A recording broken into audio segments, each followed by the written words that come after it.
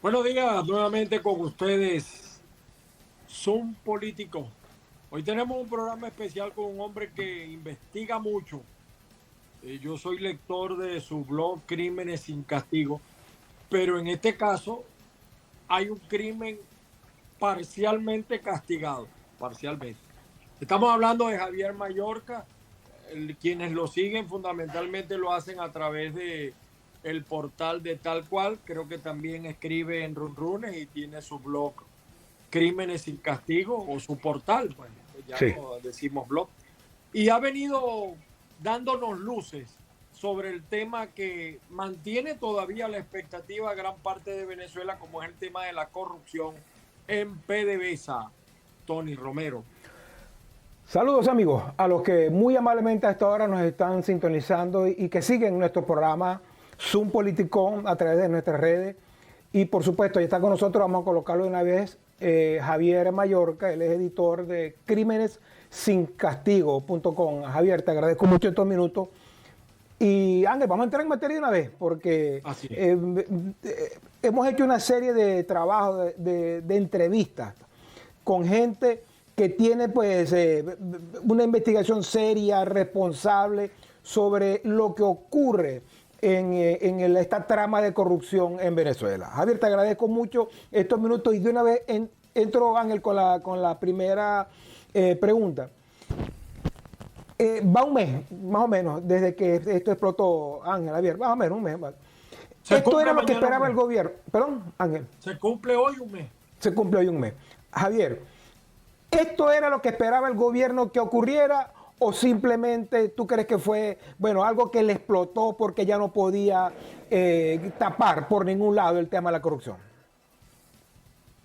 No, esto no es una operación en contra de la corrupción. La corrupción es un pretexto.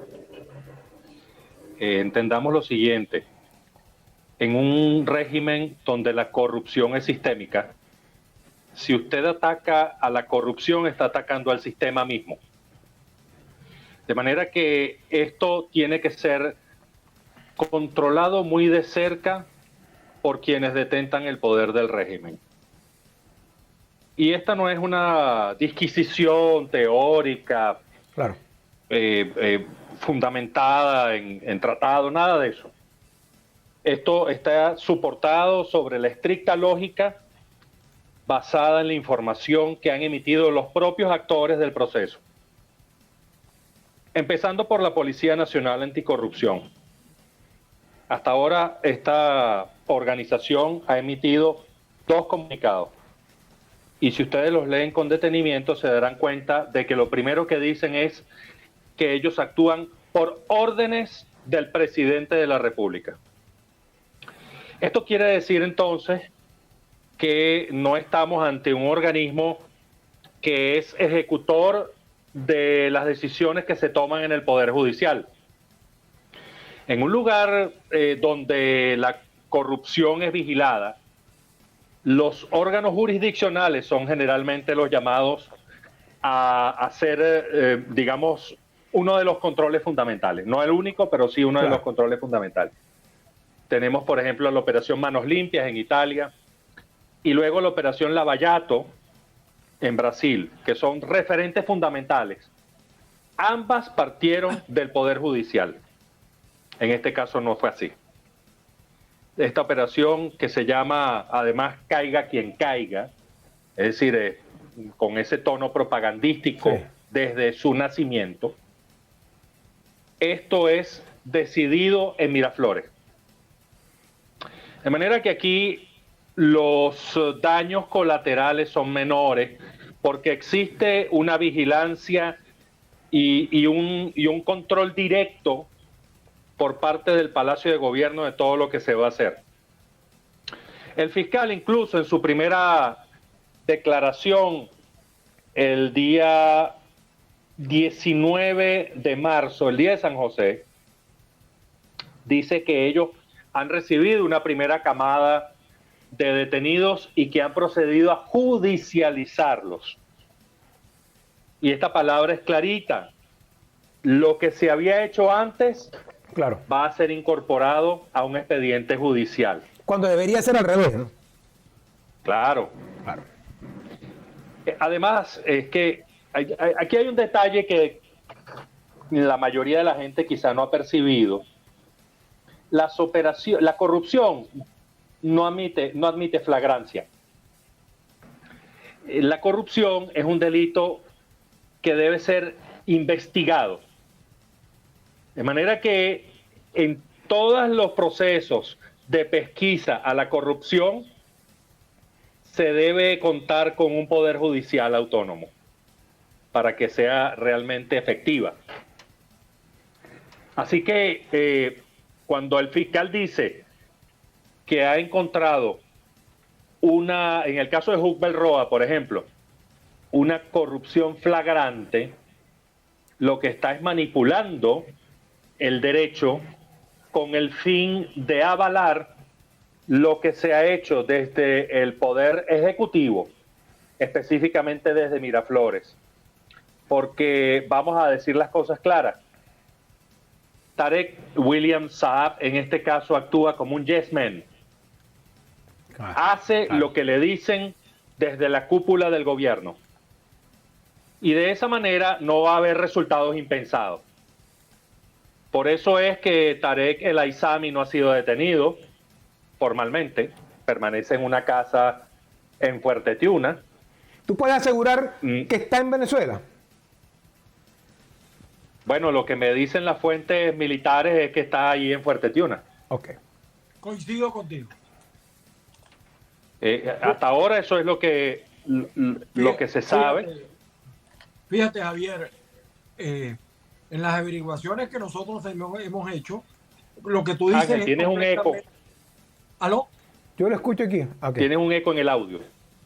Hay un eco, Tony, me está diciendo... Sí, vamos a ver cómo lo planificamos aquí. Ok, en las investigaciones que hemos desarrollado, ciertamente Tarek El Aissami está viviendo a 3 casas de la presidenta del TCJ. Una cosa increíble. Y todos los que están en Fuerte Tiuna lo saben. Ahora, fíjate, tú hacías referencia a Caiga quien caiga, que casualmente es mi eslogan desde hace más de 25 años que estoy en este oficio. Pero cuando uno dice caiga quien caiga, y lo digo yo con propiedad, yo soy de los que ataca al régimen y también ataco a la oposición, porque si no, no es caiga quien caiga. En este caso, el señor fiscal, entre comillas, porque tú sabes cómo fue designado, es militante del PSV. O sea, no se renuncia a la militancia simplemente con una carta. Igual el Contralor, igual el TCJ, allá hay magistrados que no deberían ser magistrados. Pero lo más grave, ellos hablan de una operación caiga quien caiga, y como tú bien apuntas, la corrupción se maneja con presunciones. Es decir, la carga de la prueba la tiene el investigado. A mí me tienen que explicar, y por eso es que yo no creo que sea una operación caiga quien caiga. A mí me duele en lo profundo, porque además ilegalmente se apropian de mi eslogan, entonces la gente lo confunde incluso a uno. Ellos, por ejemplo, hay miembros de la familia presidencial que han sido vistos en Caracas manejando un Ferrari, otros viajando en primera clase a X país del mundo. Es decir, cómo una persona, siendo funcionario, le da para cubrir esos gastos. Es más, puedo decir esto, con todo respeto. Conozco la casa de Tarek en Margarita. Él vive en el sector El Manzanillo. Es una casa cubierta de vigilancia que le estaban haciendo Marina. Y lo sé porque el que era presidente, yo estuve allí, caminé por allí, y el que era presidente de la Junta de, vamos a decir, como la Junta de Condominio, ya murió, me explicaba. Entonces, el gobierno se le cae la mentira porque no hay caiga quien caiga. Y lo peor, que lo ha dicho Tony Romero varias veces, ¿cómo es que va a caer preso los cómplices y el autor? Porque tiene que haber un autor. En Venezuela, como dice tu libro, tu trabajo, Crímenes sin castigo, es decir, este sería un hecho donde los ladrones están capturados, pero Alibaba sigue disfrutando. ¿Por qué? Y ahí voy contigo, que sé que has investigado mucho este tema. ¿Qué protege a Tarek? ¿Qué talismán tiene? ¿Qué poder tiene? Que ponen preso a todo el mundo, pero hay unos que sí y hay unos que no. Ahí está el caso de Castro Soteldo, que no. Freddy Bernal, que no. Víctor Clark, que no. Fidel Madroñero, que no. Y son tan corruptos o más corruptos que los que pusieron presos. Entonces la sociedad venezolana no lo entiende. ¿Qué has investigado tú sobre el personaje para que tenga ese campo de fuerza que impide que le pongan los ganchos, pues? Bueno, estamos hablando en primer lugar de una situación que podría cambiar. Esto es una decisión que se ha mantenido en el primer mes de esta operación. Y como estamos en un proceso que, por sobre todas las cosas, amerita lecturas políticas, entonces debemos siempre señalar que hasta ahora Tarek El Aissami no está preso. Eso no quiere decir que esté en libertad. Claro. Y es una situación paradójica. Claro. Difícil de explicar a quienes nos vean desde afuera, que se manejan según criterios de legalidad. En Venezuela es posible que tú no estés detenido formalmente presentado ante los tribunales de justicia, pero eso no quiere decir que estés libre. Tarek El Aissami se puede mover en los alrededores de Fuerte Tiuna. Si Maduro lo llama, irá a Miraflores. Pero más allá de ahí no puede salir. Esa es su situación en este momento. Si Maduro decide que él será detenido, que lo meterán en una mazmorra de la DGCIN, ejecútese. Si Maduro decide que vaya para el Helicoide o para las cárceles de tortura blanca en Plaza Venezuela, ejecútese. Y esto lo sabe el Aissami. De manera que él, en este momento, sin estar formalmente preso, está más preso que nunca. Claro. Ahora, Javier, ¿por qué el punto de quiebre? No es libre de decir ni de hacer nada. Claro. ¿Por qué el punto de quiebre con Tarek en este momento? Vamos a eso. Hay varios factores que están obrando allí. Efectivamente, el gobierno se embarcó en una estrategia de eludir las sanciones implantadas por el Departamento del Tesoro a partir de 2018 y designó para eso, es decir, Maduro nombró a Tarek El Aissami, el criminólogo, para que manejara estas operaciones económicas. Y El Aissami se buscó a quien era, digamos, su jefe de despacho cuando estaba en la gobernación de Aragua, léase José Luis Ramírez. Porque José Luis Ramírez maneja ciertas tecnologías y tiene nexos con un grupo de personas que tenían mucho tiempo haciendo esto de hackeos y vigilancia electrónica, en fin, toda una cantidad de elementos que manejaban estos hermanos Almeida. Entonces ellos empiezan a establecer las estrategias de entrega de crudo fiado en operaciones que después eran canceladas a través de monedas cripto. Correcto. llega la invasión rusa a Ucrania. Estados Unidos implanta severos bloqueos a la banca rusa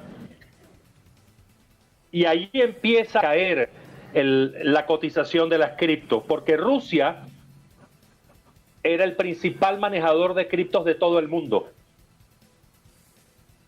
Y entonces ahí se le cae a Tarek al-Aizami toda la tramoya que había montado. Y entonces empieza a ver una situación, a plantearse una situación en la que le dicen a Maduro, mira, aquí tenemos 21.000 millones de dólares en factura petrolera, pero esos dólares no están a la vista. No puedes disponer de eso. Y tiene a los maestros y a los personal de salud protestando en todo el país. Incluso sus propios miembros del oficialismo protestando. Los militares. Entonces Maduro llega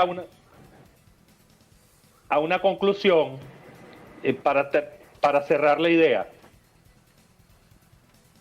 Maduro llega a la conclusión de que está ante una conspiración que parte de su propio gobierno.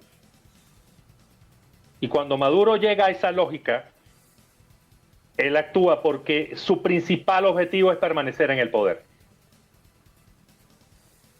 Y entonces hace una operación quirúrgica a través de un organismo que él mismo había creado por decreto.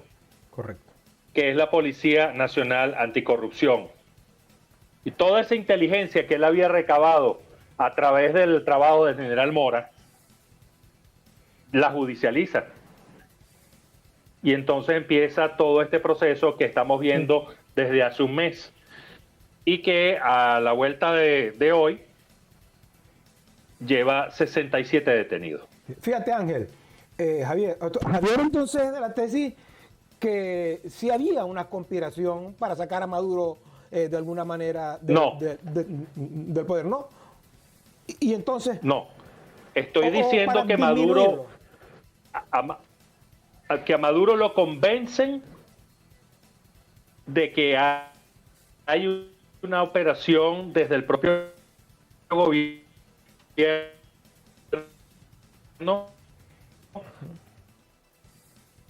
para sacarlo del poder. Él llega a ese convencimiento que en realidad sucediera. Ok. Ángel.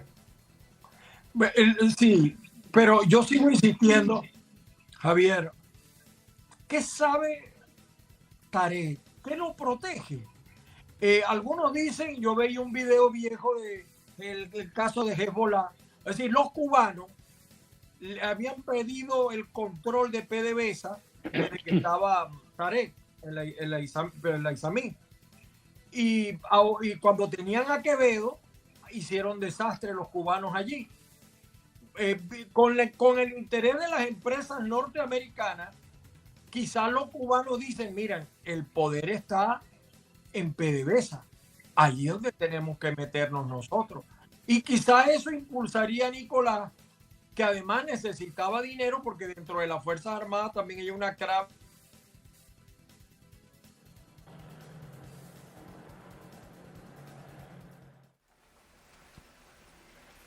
Bueno, mis amigos, tuvimos unos problemitas técnicos. Es una lástima. Sí, las condiciones atmosféricas acá, para los que tenemos internet satelital, es un poquito difícil, porque aquí está lloviendo como no había llovido en 100 años. Sí. Entonces está la cosa es una lástima, pero muy interesante. Porque, sí. Fíjate que rescata algo, Ángel, amigos que nos escuchan, rescata algo de su investigación que me parece apunta en una serie de cosas novedosas, que es que en lo interno, efectivamente, para Javier había, por lo menos se le estaban escapando las tortugas al gobierno en alguna de las cosas del tema de la corrupción y tuvo que salirle al frente de eso. Según lo plantea Javier, no es por la búsqueda anticorrupción, sino por preservar el poder. El señor Maduro y quienes están con él. Y a mí me parece que él dijo algo, Ángel, con esto te dejo el pie, dijo que algo fundamental, en lo cual yo siempre he dicho, el gobierno se levanta todos los días no a gobernar, sino a ver cómo se mantiene en el poder. Y si le queda tiempo, entonces gobierna en las condiciones que puede. Sí, sí, Tony, fíjate que tú lo has dicho varias veces, que no estamos en presencia de un presidente que gobierna, sino que quiere mantener el poder. Claro. Eso de verdad que... Así es. Él no gobierna, él manda. Tiene que mandar, no tiene que gobernar. Ahora, lo que no, lamentablemente, tuve problemas yo de audio. ¿Qué manda? O sea, tiene que haber algo que revista a Tarek, que lo ha mantenido todavía intocable, entre comillas, porque él tiene la casa por cárcel, pero ni siquiera aparece mencionado en las investigaciones. Entonces yo creo que también eso... Sí, eso que tú dices, cortos con Javier. Sí, eso que tú dices, que tiene casa por cárcel, no jurídicamente, sino políticamente. Así es. Así es. Políticamente. Sí. Y además, no, dime. Que el gobierno se le cae el teatro, el circo, porque hay muchos que robaron tanto o más que Hubert Roa y que los demás, que José Luis Ramírez, y no están presos. Fíjate, un detalle que no se lo pude preguntar a Javier. Pedro Carreño, que te acuerdas que nosotros lo mencionamos en el programa pasado, lo sacaron de la Comisión de Política Interior. Es sustituido por Diosdado. Diosdado se está dando un banquete porque el papel que cumplía Tarek y que vamos a decir que había desplazado un tanto a Diosdado, ahora lo reasume Diosdado.